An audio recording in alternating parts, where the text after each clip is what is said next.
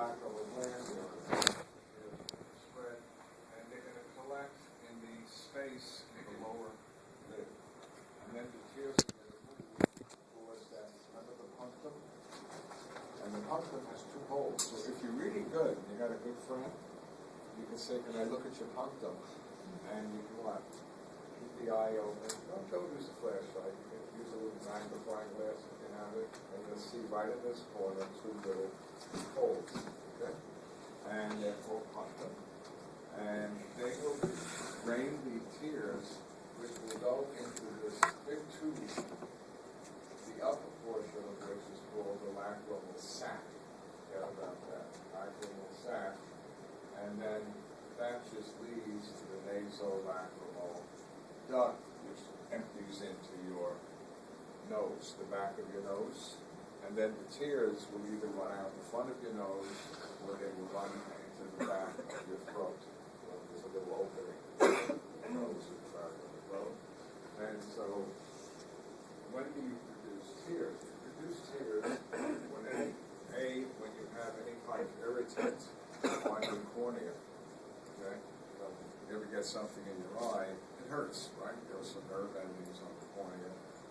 And so that will stimulate the lacrimal apparatus, which is controlled by the parasympathetic. Okay. When else do you make tears? You make tears when you're emotionally upset, right? People are crying. Very interesting. Do you know of any other animal that cries? Greedy cries. Does a rhinoceros get upset and start crying? Well, then, you're it. And in your book, I get upset with us sometimes. You don't know why people cry. Yes, I do. I know it. You cry when there's an emotional event, right? And when you're crying, just like facial expressions, smiling, frowning, horror, you've got 40 facial expressions. Crying adds to facial expressions. It says, I am upset. Don't hurt me. Don't aggravate me. Be kind to me. It's a message that tears, right? Somebody sees you crying, they're not going to come up and slap you. Right? I don't think so. Then again, in this world, you never know, right? So, anyway, that's tears. Now, what's inside tears? Tears are filtrated blood.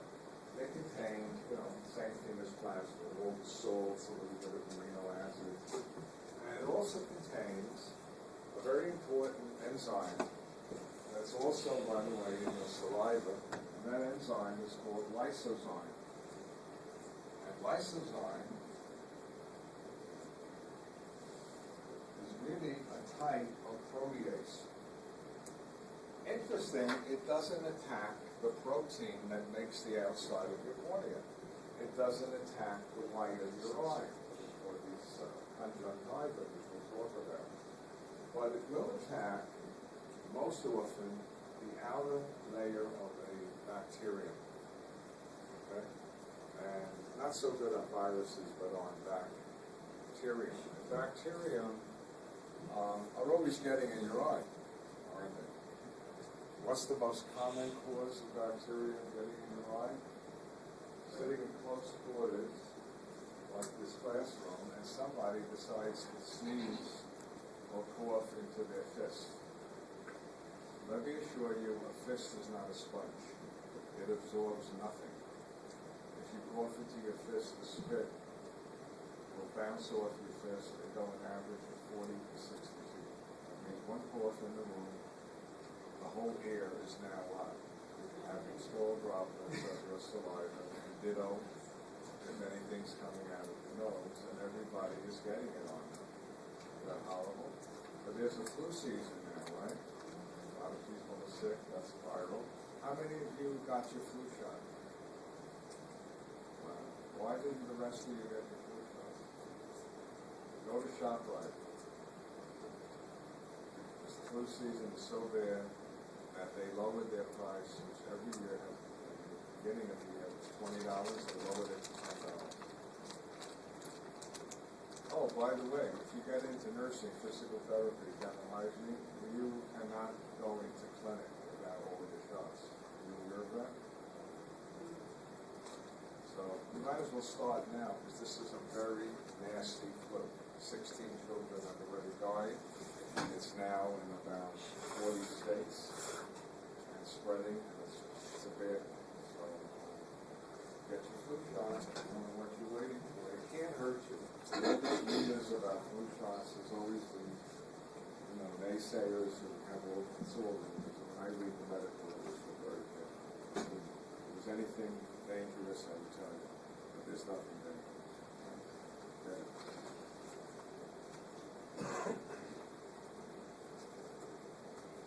Okay. Now, let's take a look at the next part of the eye. I find they have all these eyeballs in the back room, and they have all fallen apart, and everyone is missing the cornea. But I found the cornea. So I said, put one together. It's the only good one. This is the cornea. See what I'm hitting? Notice it's not. It's clear.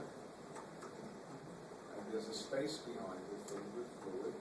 And then behind that space is your iris, the color portion of your eye.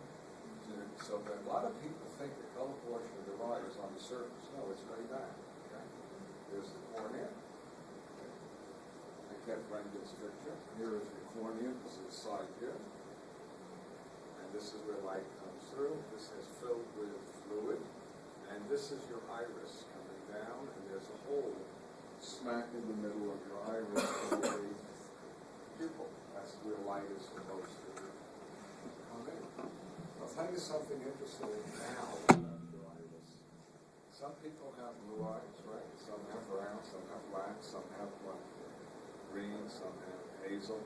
And you ask, my God, look at all those different pigments. Wrong. There's only one pigment, melanin.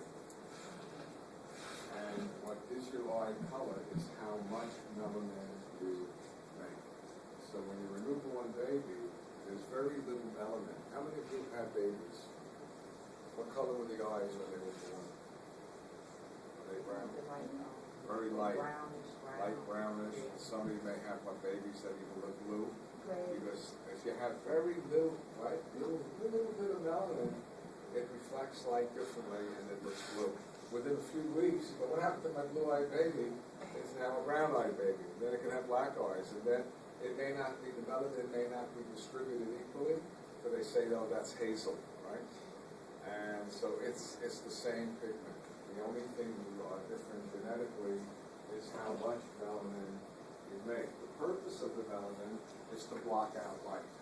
You only want light to go where? Through the pupil. If too much light comes through, you will do damage to your retina.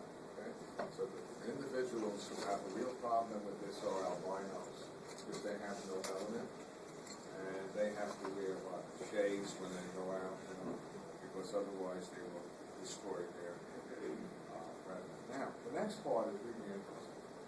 Brendan didn't draw it,